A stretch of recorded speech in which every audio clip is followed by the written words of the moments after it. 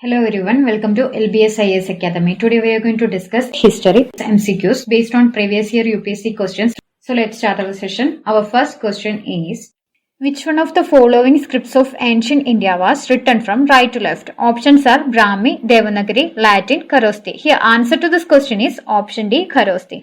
The Kharosthi script is an ancient script used by the ancient Gandhara culture of South Asia, primarily in modern day Afghanistan and Pakistan, which was written from right to left. Kharosthi was employed to represent a form of Prakrit, an Indo-Aryan language. It had wide but irregular distribution along northern Pakistan, eastern Afghanistan, northwest India and Central Asia. The famous dialogue between Nachiketa and Yamaraja is mentioned in option A, Chandakopanishad, option B, Mundakopanishad, option C, Kathopanishad, option D, Kenopanishad. Here answer to this question is option C, Kathopanishad. Kathopanishad is the conversation between Nachiketa and Yamaraja. Nachiketa was a seeker and Yamaraja was a guru. Kathopanishad is one of the primary Upanishad embedded in Yajurveda. Chandakopanishad is a Sanskrit text embedded in Samaveda, and Kenopanishad is a Vedic Sanskrit text classified as one of the primary Upanishad embedded in Samaveda. Mundakopanishad is an ancient Sanskrit Vedic text embedded inside Adhava Veda. So here answer to this question is option C, Kathopanishad. The Milingapano is in the form of a dialogue between the king Menander and the Buddhist monk. Option A, Nagasena, option B, Nagarjuna, option C, Nagapata, option D, Kumarlabhata. Here answer to this question is option A, Nagasena. The Milindapana is a Buddhist text which wasn't written by one person. It is a collected dialogue between the Buddhist sage Nagasena and the Indo-Greek king Menander I of Bactria, who reigned in the 2nd century BC. So here answer to this question is option A, Nagasena. The Badamirog inscription of Pulkesin I is dated in the Shaka year 465. If the same were to be dated in Vikrama Samvat, the year would be option A 601, option B 300, option C 330, option D 407. Here answer to this question is option A 601. The Shaka year started in 78 AD while Vikram era started in 58 BC. So if we want to convert Badamirog inscriptions of Pulkesin I to Vikram era, it will be 465 plus 78 plus 58, that is equal to 601 Vikram Samvat. The member of Shivaji's Ashtapradhan who looked after foreign affairs was, options are Peshwa, Sachiv, Panditrayo and Sumant. Here answer to this question is option D, Sumant. The king was the supreme head of the state who was assisted by a group of 8 ministers known as Ashtapradhan. In this Ashtapradhan, Pantpradhan or Peshwa was prime minister for general administration, Amatya or Mazumdar was finance minister, Srunavis or Sachiv was secretary, Suman or Dabir was for foreign affairs, Senapati or Sari-i-Naubat was for military commander for defense, Vakyanavis for personal safety of the king, that is intelligence and espionage. Nyayadish was chief justice for administration of justice. Panditrayo was the high priest for managing internal religious matters. So here answer to this question is option D, Sumant. Consider the following: Tughlaq Fort, Lodi Garden, Qutub Minar and Fatehpur Sikri.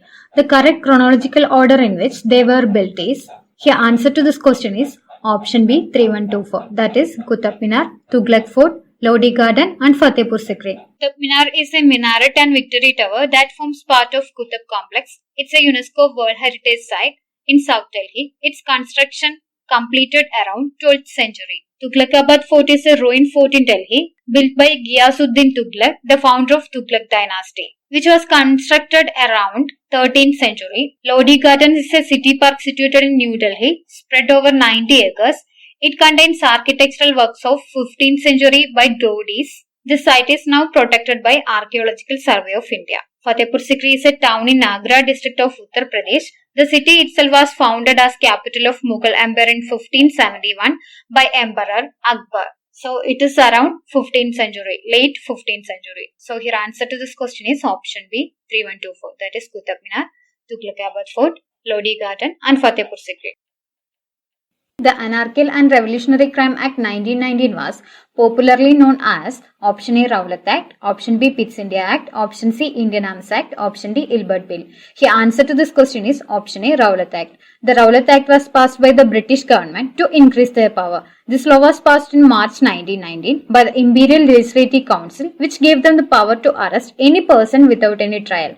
To abolish this act, Gandhi and the other leaders called for a hartal to show Indians' objection to this rule, called the Rowlatt Satyagraha. Gandhiji called it a black act and it took away the habeas corpus which forms the basis of civil liberties in England. Pitt's India Act was in 1784, Indian Arms Act was in 1878, Ilbert Bill was in 1883. So here answer to this question is option A, Rowlatt Act. The following advertisement, the marvel of the century, the wonder of the world, living photographic pictures in life-sized reproductions by Mercer's Lumiere Brothers Cinematography. A few exhibition will be given at Watson's Hotel tonight. Appeared in the Times of India, dated 7th August. In which year? Here answer to this question is option D, 1896. This was the first advertisement of Indian cinema in Times of India, dated 7th August 1896. The Lumiere brothers were French cinematographers who arrived in India after having proved their cinematic excellence in Paris. The screening of the films took place on July 7, 1896 at the Watson Hotel in Mumbai, and the ticket was priced at ₹1. The Times of India referred to this event as the miracle of the century. The show received an overwhelming response and motion pictures were soon introduced to India in Kolkata and Chennai. So here answer to this question is option D, 1896. Who among the following was the first European to initiate the policy of taking part in quarrels of Indian princes with a view to acquire territories? Options are Clive, Dupleix, Albuquerque, Warren Hastings. The answer to this question is option B, Dupleix, that is Joseph Francois Dupleix.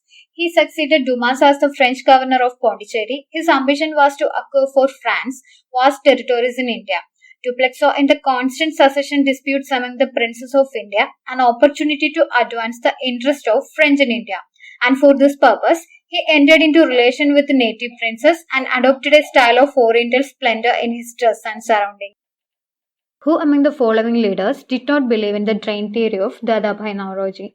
Options are Balagangadhar Tilak, R.C. Dutt, Mahadev Govind Ranade, and Sir Syed Ahmad Khan. Here answer to this question is option D, Sir Syed Ahmad Khan. Dadabhai Naoroji was the first man to say that internal factors were not the reasons for poverty in India, but poverty was caused by the colonial rule that was draining the wealth and prosperity of India. Sir Syed Ahmad Khan did not believe in this as he was loyal to the British. Economic drain refers to a portion of national product of India which was not available for consumption of its people but was being drained away to Britain for political reasons, and India was not getting adequate economic or material returns for it. The drain theory was put forward by Dadabhai Naoroji in his book Poverty and Un-British Rule in India. Through his studies, Dadabhai Naoroji publicized the facts on the deterioration of Indian economy under the British rule. His studies were based on empirical data. He established the fact that huge amount of money was flowing to Britain every year. He proved that the drain of wealth was the root cause of poverty and starvation in India. This was known as drain theory. B.R. Ambedkar was elected to the Constituent Assembly from option A, West Bengal, option B, Bombay Presidency, option C, Madhya Bharat, option D, Punjab. The answer to this question is option A, West Bengal. Dr. B.R. Ambedkar was a resident of Bombay Presidency. Ambedkar contested in the Bombay North First Indian General Election of 1952 but lost to his previous associate and Congress Party contender. Then later he was elected to Constituent Assembly from West Bengal. So here answer to this question is option A, West Bengal.